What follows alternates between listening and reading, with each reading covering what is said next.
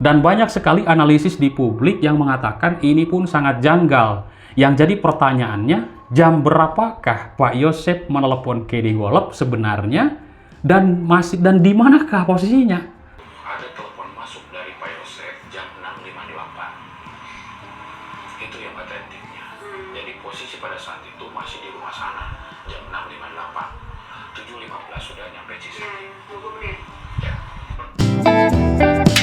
Halo semuanya teman-teman, dimanapun berada, kita lanjutkan kembali pembahasan kasus Subang ini yang terjadi di 18 Agustus 2021 lalu. Oke teman-teman, kemarin saksi-saksi sudah dihadirkan, baik saudara Diki, yang mana Diki ini adalah pacar dari almarhumah Amalia.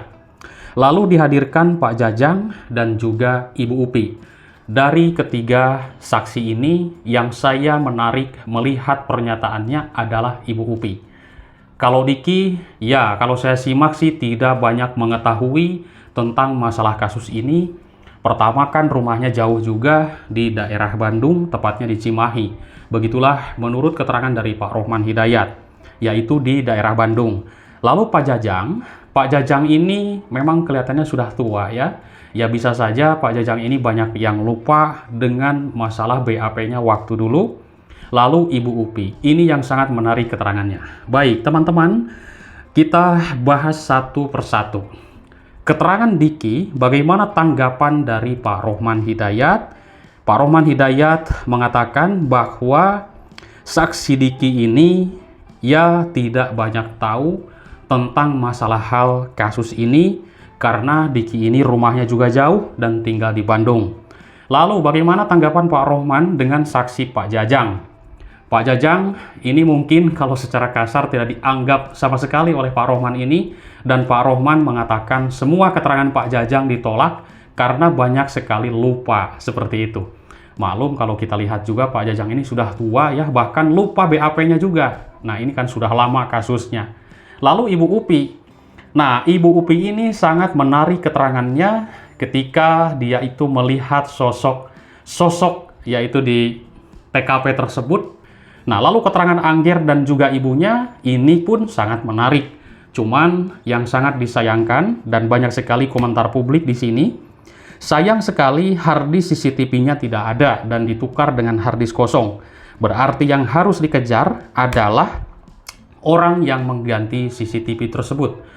Tolong dong cepat-cepat diproses. Begitulah keterangan atau komentar teman-teman yang saya simak. Nah teman-teman, Pak Rohman Hidayat menanggapi semua saksi yang saya simak. Jadi Pak Rohman ini menanggapinya mereka adalah semua bohong. Seperti itu intinya. Kalau saya menyimak dari sebuah keterangannya. Padahal saksi ini sudah disumpah. Bahkan kemarin ketika menyimak keterangan Ibu Upi sampai berdebat juga ya, ngapain saya bohong. Ilham juga sampai berdebat dengan Pak Rohman ini, begitu kerasnya dan berani saksi Ilham ini. Lalu ketika mendengar Pak Yosep pun, saksi Ilham ini, kan Pak Yosep ini masih keberatan ya. Saksi Ilham padahal bukan bagian untuk bicara, tapi langsung. Saya berangkat itu jam berapa Pak? Seperti itu kan. Ini adalah sebuah perdebatan yang sangat ramai sekali di persidangan teman-teman. Kan saksi ini disumpah. Ya saya yakin keterangan dari para saksi yang sudah dihadirkan oleh jaksa penuntut umum ya intinya di pengadilan. Ini saya ya menilai tidak banyak yang bohong sih teman-teman. Ini adalah mengalir seperti air. Ketika melihat Bu Upi, Angger, ibunya, lalu ada lagi saksi Wegis ya, Bu Eis, Nopianti, Ilham. Ini kan keterangannya mengalir seperti air. Tidak ada yang lupa, jadi langsung begitu ditanya, ya melihat di jam 6. Angger mengatakan di jam 5.30. Nah ini teman-teman, CCTV-nya atau harddisk-nya yaitu diberitakan menurut Angger dan juga ibunya hilang, yaitu ditukar seperti harddisk kosong. Pak Rohman Hidayat ini kalau saya simak sudah punya senjata, yaitu tentang CCTV jok motor. Karena sudah punya screen CCTV dan CCTV tersebut sudah diputar di persidangan. Menurut Pak Rohman Hidayat yaitu CCTV yang ada di jok motor. Dan ternyata menurut keterangan dari Pak Rohman, CCTV tersebut dari dulu tidak sama sekali diperlihatkan ke semua saksi ketika pada saat pemeriksaan pihak kepolisian.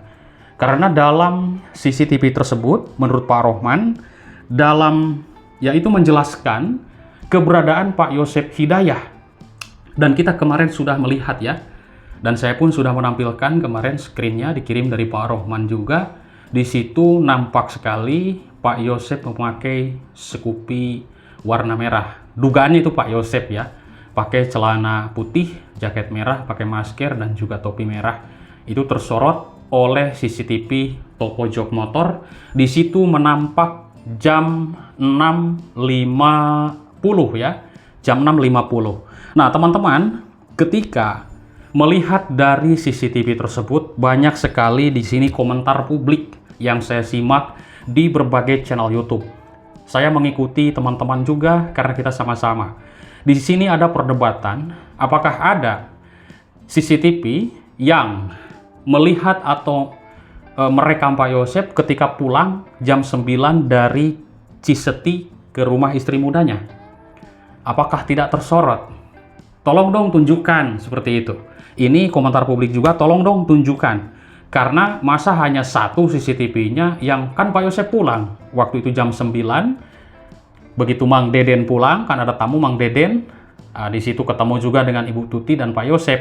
Pak Yosep pulang ke Cijengkol jam 9. Menurut keterangan dia, apakah terekam oleh CCTV toko jok tersebut? Karena di situ kan jalur cuma satu, teman-teman ya. Jalur Ciseti itu menuju ke Sagalaherang, ke Cijengkol. Apakah ada? Nah, soalnya ini yang terekam, yang sekarang lagi viral sekali adalah Pak Yosep dari arah Cijengkol menuju TKP tersorot oleh CCTV toko jok tersebut. Di sini banyak sekali analisa. Di dalam CCTV toko jok tersebut jam 6.50 atau ya kurang lebih lebih 1 detik ya. Oke. Nah, sedangkan saya sendiri teman-teman pernah terjun ke lapangan melihat dari toko jok ke TKP perjalanan itu tidak nyampe 1 menit, 300 meter dekat. Bahkan mungkin kelihatan itu kan sesudah toko Angger, jadi TKP, toko Angger, toko jok tersebut. Pas ada belokan sedikit, kisaran mungkin 400 meter juga ada. Jadi tidak memerlukan perjalanan bermenit-menit, puluhan menit ya. Seperti itu. Saya pernah melakukan hal itu dulu, mempraktekkan dari toko jok ke TKP. Dekat sekali teman-teman kalau pakai kendaraan. Ya, kecepatan misalkan kecepatan 40 juga atau kecepatan 60, alah, set, udah nyampe. Itu kan jalannya kalau sekarang bagus sih ya, sudah di hot mic. Oke. Teman-teman, di dalam CCTV toko jok tersebut terlihat nampak jam 6.50 lebih 1 detik. Sedangkan di dalam perjalanan kisaran 400 meter atau 300 meter, keterangan Pak Yosep mengatakan telepon Kenny Golep jam 6.58 dan masih di Cijengkol atau di rumah Ibu Mimin istri mudanya jam 6.58 ini. Nah, ini jam 6.58 di Cijengkol ya, ingat. Lalu tertangkap CCTV toko jok motor jam 6.50 lebih 1 detik. Coba, lalu keterangan Pak Yosep di dalam berbagai media massa, baik keterangannya, ya mungkin dulu pernah juga telepon saya mengatakan Bapak itu tiba di TKP jam 7.15. Sedangkan jam 6.58 baru menelpon Kenny Golep masih ada di Cijengkol. Tertembak CCTV jam 6.50 lebih 1 detik. Kalau kita hitung, kisaran selisih waktu 20 sampai 25 menit lah. Nah, ini yang 20 menitnya itu kemana dulu, teman-teman? Apakah ke rumah Danu atau kemana dulu nih?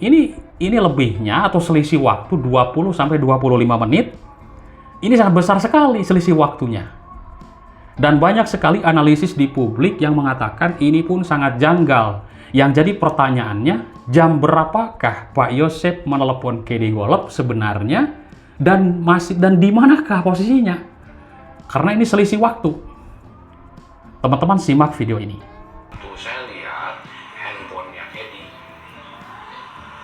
itu ada telepon masuk dari Pak Yosef jam 6.58. Itu yang otentiknya.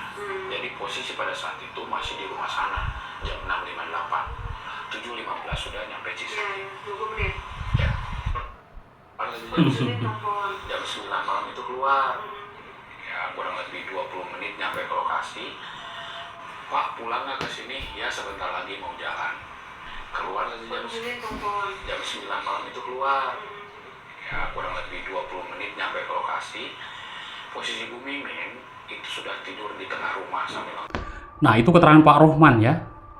Jam 6.58 telepon Kedi Golep, itu data yang otentik menurut Pak Rohman.